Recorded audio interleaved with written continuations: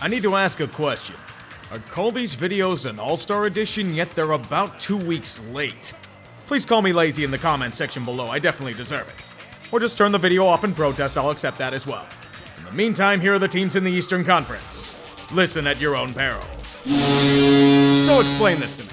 The Bruins become the meme of memes. They lose two of the best centermen in franchise history to retirement. They're forced to shed a good bit of power throughout the lineup due to cap constraints, yet they're barely damaged by it, with their top center being Pavel Zacha? How? I understand their goaltending is still really damn good. I keep wondering if it's smoke and mirrors, but with the quality defensive structure in front of them, perhaps I was wrong in thinking they'd take a step back. That or Pasta simply become a man possessed who will stop at nothing to kill his opponents. But once again, while this season has been a pleasant surprise in their return to form, the stench of previous failures overcome them. Their true test comes in April and beyond. Hey, if the Lightning were able to smash the meme team narratives with ease, the Bruins can too, right? Just not with Milan Lucic. That honestly might be for the best. Note to self. Never consider end-of-season momentum to be a guarantee that a team will break through to the next echelon. Everything had been lining up for the Sabres to move on to greater things. Just look at the skill and youth assembled throughout the roster. The Atlantic should have been trembling in fear, yet they're only trembling because of belly-busting laughter. Buffalo is in Groundhog Day. This season's been a massive disappointment. The much ballyhooed Devon Levi has struggled immensely. The team power play has failed to do much besides give momentum to the other team. Everything has failed to mesh together as their only answer is apparently Eric Robinson. It leads to the woes on display. And with guys like Samuelson and Quinn out long-term, things are only worse. It leads to the core question that needs to be answered. What is your identity? What are you striving to be? Are you a high-flying team? Are you gritty and physical? Are you one of finesse? It feels like they're not anything in particular. Just a mishmash of shit thrown at a wall hoping that talent will force a breakthrough. It won't. Something tells me it might be time for Don Granato to move on. He's been great for this team, but they're not evolving. And then, like usual, Pagula will fuck it up in the process. So much for a seamless transition. Ideally, this season should have simply been a rev-up for a playoff run of hopeful great fortune. With tremendous players in the forward core and defense featuring a strong standing in the Metro, they should be gearing up for April. Instead, they've discovered a malignant flaw that threatens to dismantle their entire operation. The Canes are in serious trouble, and it's because of the men between the pipes. A complete disaster scene. And this is with three guys they thought were quality netminders. Pyotr Kochetkov is the most competent of the bunch. That unfortunately isn't saying all that much when his save percentage is around 900. Antti Ranta, he's been a hot mess for most of the year. And I don't know how the hell it happened, but games turn into cardiac moments when he's in net. Where's Freddie in all this, you might ask? He's got a blood clotting issue. A position thought of as strength has become total liability. And it's in spite of the efforts in front of them. What do you do if you're the Canes? Pray that Freddie magically heals from his ailment? Make a big splash at the deadline for an all-in push? Wonder if they got bamboozled by Dmitry Orlov? This team has somehow underachieved despite their record, yet there's no clear fix for their main issue. And in that case, I'm deeply concerned. You can't outgun opponents forever. Turns out you don't need Mike Babcock around to hurt the team with his presence. The Jackets do it to themselves in confusion. It's not one particular thing or unit that's holding them back. Columbus just doesn't have anything. All they've tried has backfired. Star acquisitions not panning out. Prospects struggling to develop. A team defense and goaltending unit still a wreck. Who knew that bringing in two players not known for their defensive prowess hasn't fixed the defense? Shocking, I tell you. Elvis desperately needs a change of scenery. And he knows it. David Juracek might force himself into a change of scenery with how pissed he is. Patrick Laine has checked out of playing and into player assistance to overcome his demons.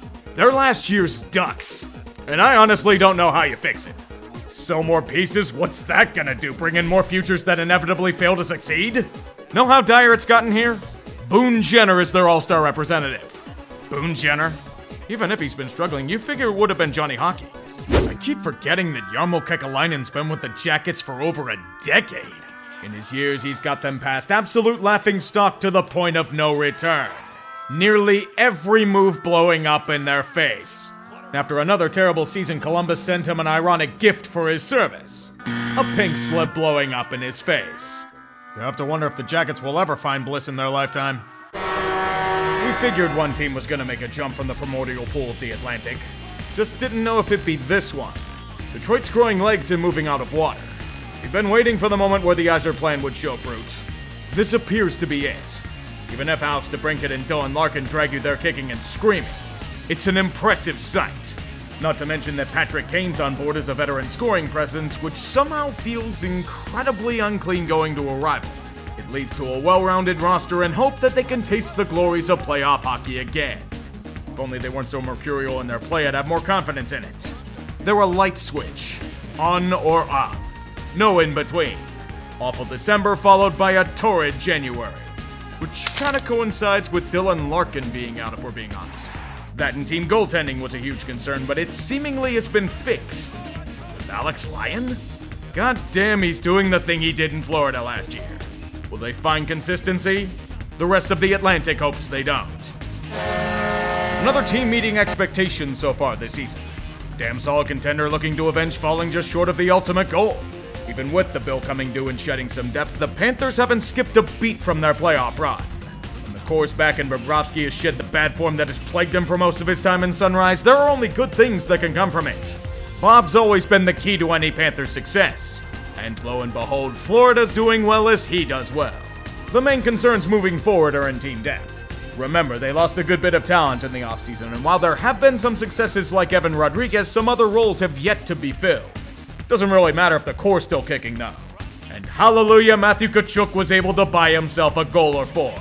Was worried he was permanently cursed with how snakebit he was in that regard. Either that or he gave his powers to Sam Reinhart. Good lord, that man's scoring like a frat boy in college. Yes, I am jealous. I want that ability for myself. The goal scoring, I mean. So how long are the Canadiens gonna keep paying for that great playoff run? A painful rebuild has gotten continually more painful. And I mean that literally. Injuries plague the landscape, which has ironically been the same script these past few seasons.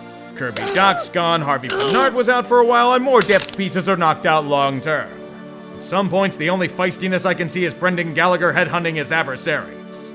The rest is eternal struggle. From Slavkovsky failing to thrive to Josh Anderson being a contract anchor to Arbor Jack guy ripping heads off. Oddly enough, their goaltending's been holding its own for the most part. Mostly because what's in front of them is messy and being pelted with pucks is a certainty. It's not all terrible in Montreal, though.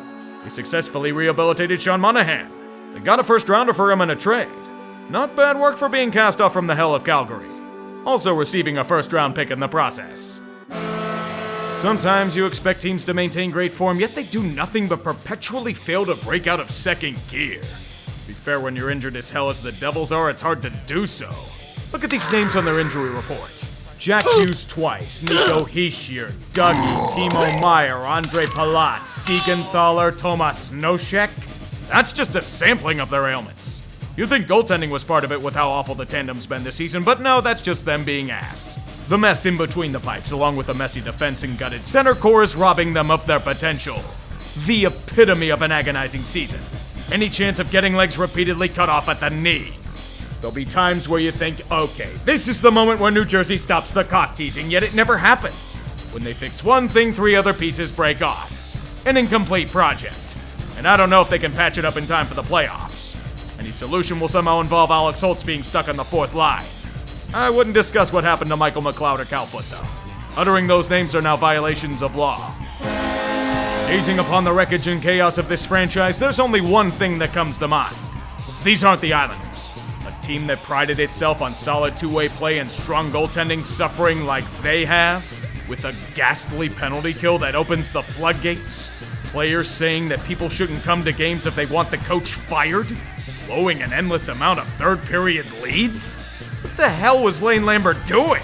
I expected him to do much better, especially considering how woeful they looked in nearly every category of play. It was panic time.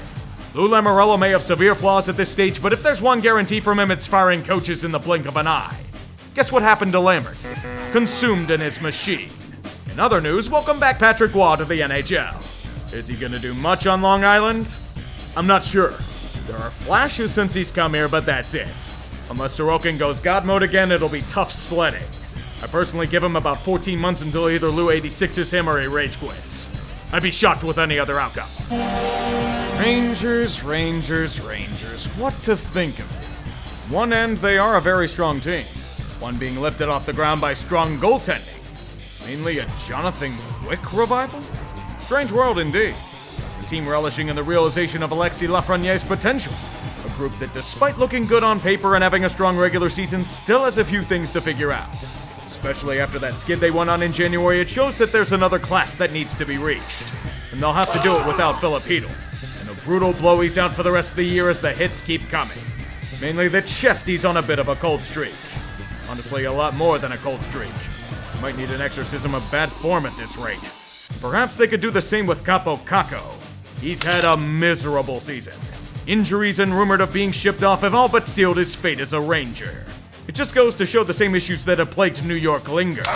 Sure, the standard core is always a sight to behold, but team defense still has questions. And I'm still iffy about hitching my horse this time around. Now, as long as they commit to bolstering at the deadline, I'll have a bit more confidence in them. Please tell me that's a fucking joke. The next time Senators fans try to talk metric amounts of shit before the season, kindly slap them across the face for me. With how this organization has failed to launch since they gutted everything to the core, it goes to show that all they've done is flail around hoping something works. Collapsing to lose 12 of 15 pretty much ends most teams' playoff ambitions. And the only noise they've made has been off the ice. Thanks to their previous fuckery of Evgeny Dodonov several years ago, the Senators have lost a future first-round pick. The final straw for Pierre Dorian. Not all the trades that backfired. Not the major injuries to the back end. Not the fact that the Corpusello deal looks even worse than the Matt Murray signing. That was the thing that got him canned. What a strange legacy. TJ Smith's is less controversial, he's just bad. Long overdue for firing, and it happened with a mere whimper. And to replace them comes Jacques Martin and Daniel Alfredson. Because you just need some of that 2001 charm. This is a team that has pieces, but like the Sabres are completely lost at the helm. Lacking a core identity has ailed them for years. And until they figure out what the hell they want to be, their only upset is being a punchline in Toronto. They're reverting to some winning ways, but is this a blip on the radar or something legitimate? The Sens can score at a solid clip 5-on-5, but with those god-awful special teams, it's not inspiring great confidence in me. Normally, as a fan of a rival, the misery of the Philadelphia Flyers should cause me great delight. But with the stuff that's been happening to them this year, I honestly think the franchise might be cursed. With how they were talking, the Flyers seem to have been pivoting towards a rebuild. There's only one issue with that. They've been winning. Doing a lot of winning. To the point of being serious playoff contenders. It's come in the form of strong defense and goaltending. Quite possibly the best penalty-killing unit in all of hockey. With Owen Tippett emerging as an excellent forward. And here's where the catch happens. They've been the epitome of hot and cold. Desperately trying to hold on to the ledge, but sustained success is undone by many things. Mainly their anemic power play. And it doesn't get much better off the ice. It's here where top prospect Cutter Gauthier used logic and decided he wanted nothing to do with Philadelphia. As a result, he's been shipped off to Anaheim. They did get another top prospect in Jamie Drysdale in return, so it was salvaged. Even for serious concerns about long-term sustainability, this has been an excellent season, all things considered. Should lead to promise in the future. And as long as something doesn't happen to the great tandem of Carter Hart and Samuel Ersson, I'm confident they'll flourish. Yep, they'll be fine. Absolutely fine. Look, I'm not disappointed with the Penguins. To be honest, this is pretty much what I expected from them this season. A team desperately trying to keep the embers of flame alive despite the winds of age beating them down. Are we supposed to be surprised that it hasn't worked? The surprise is that it wasn't in the way we expected. The goaltending has been superb. Jari and Nedeljkovic are the only things keeping the Pens relevant. You know what the real problems have been? Team depth and the power play. Dear mother of God, they've been putrid. All of that talent and they still can't set up in the damn zone properly. It was so bad they hadn't scored a goal on the man advantage in a goddamn month. Pittsburgh needed to start a rebuild several years ago, yet they're stuck trying to flail around in vain. Erik Karlsson's a treat to watch, but he doesn't move the needle, especially with their severe questions on defense. They're all but dead. And with Jake Gensel's contract about to expire, we may be seeing his final days in the Burgh. Meet Kyle Dubas' first true test. Do you keep up with a lost cause or try to retool on the fly? Because we know they can't truly rebuild with the old core locked up for so long and the prospect pool barren. Maybe the fans should chant Fire Canada at more home games. Ownership might eventually get the memo. Woes of a team trying to keep the dreams of more cups alive. Tampa Bay's deep in the muck of it. Endless batterings by the waves of time have led them to middling results and spotty depth performances. There are signs they could be something more. Nikita Kucherov. What a season he's had. He, along with many other predictable elements, have made them into the finest power play merchants the league has to offer, scoring at will on the man advantage. They honestly need to with how suspect their goaltending has been. Vasilevsky came back before the end of November, surprisingly, but he might have rushed back. He hasn't been anywhere close to what he can be. When the alternative is Jonas Johansson, they need peak Vasi. There is no other option. History has shown us that if he can revive, the Lightning will be competitive. Or perhaps it's a snake bit as Mikhail Sergachev. Suffer a severe injury in December, taking him out long-term. Return to the ice in mid-February, only to suffer another severe injury in his first game back. Yeah, they're gonna need the team depth to carry a much larger load if this is the case. High-end talent, the team. A group featuring elite players oozing out of every pore. Just look at their core four. Austin Matthews was on pace to score 70 goals. 70! They're single-handedly carrying this franchise to relevance thanks to their power. Sure, the Leafs team defense is spotty at best. There are serious concerns in between the pipes, and nearly every offseason acquisition has been a dud, but look at the high-end talent! That more than makes up for John Klingberg's career potentially ending and Ryan Reeves existing. At this point, they've turned into the Oilers of old. An incredible team that will compete for many cups. If this were the NBA. Will they this year? Who knows? But all I can see is that with every dominant performance, William Nylander is further pricing himself out of Toronto. Or not. They signed him to that mega deal. Don't get me wrong, he's well worth it, but on the Leafs? Toronto's investing almost 2/3 of their salary cap on 5 players. How the fuck do you fill out the rest of the roster? Keep punting away picks and prospects? Honestly, there might not be a choice. Spinning the tires trying to get any pulse from a team is a frustrating endeavor. Feels doomed, but it doesn't matter since the cup-winning core is still around. You were wondering how the Caps were winning games by hook or crook to start the year. It was intriguing, but now that time might be running out. The sputtering has begun. And in the process, we might be witnessing the end days of the old guard. Nick Backstrom's lingering injury issues are debilitating him. He's just not the same player. And as he steps away from the game to heal, his career's now in question. Evgeny Kuznetsov has mirrored Alex Semen's sharp fall from grace. Not just on the ice, but currently residing at the NHL's Player Assistance Program. As for Ovi, I don't think he's going to be reaching Gretzky's goal-scoring record. Father Time has slapped him across the face. A man of his caliber only shooting 6%? No wonder why their power play has gone to shit. His howitzer has lost oomph. And while Washington's still in contention, despite their anemic offense, it seems to be running out of steam. If they slide further, they'll be cast off to hell. That being Northern Virginia. Is there really anything wrong with Capital One Arena? Probably looking to atone for what was not his best performance in the one-timer. And off the mark here.